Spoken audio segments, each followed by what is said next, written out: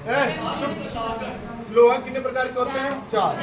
वैसे कोयला भी कितने प्रकार के होते हैं? 4। पहला नंबर है पीट। क्या होता है? पीट। इसका उपयोग के आधार पर इसको अलग अलग भागों में बांटा गया है। जैसे लोहे को उपयोग के आधार पर 4 भागों में बांटा गया है।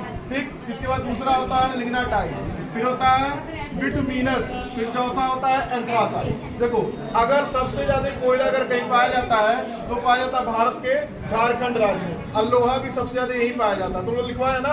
और सबसे ज्यादा अगर खनिज पाया जाता है तो असम में पाया जाता है। कहाँ पाया जाता है?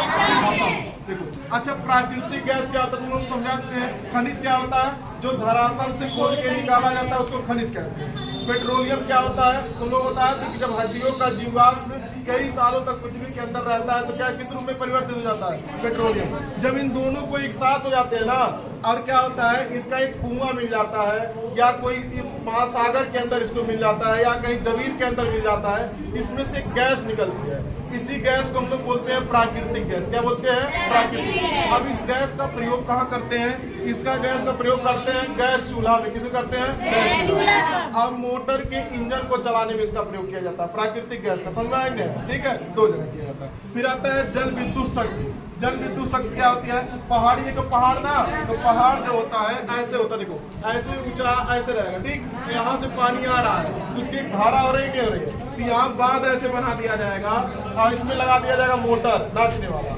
और जितना तेज पानी जाएगा मोटर नाचेगा, उतना ही ज्यादा डायनेमो के द्वारा क्या होगा?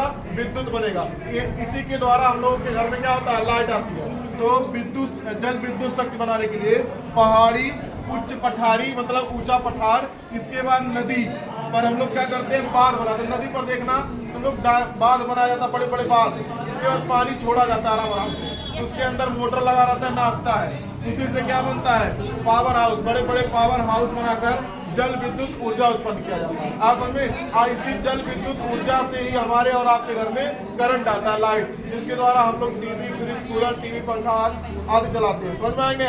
तो समझ में, झरना के द्वारा ही बनता है। मतलब झरना पर भी लगा देते हैं पावर, जैसे पवन ऊर्जा। देखो पवन तो नाचने वाला पंखा, उसको भी लगा देते हैं, नाचता रहता है। उसको भी बता देते हैं लोगों को। इतना समझ में आ गया? किसी कोई दिक्कत?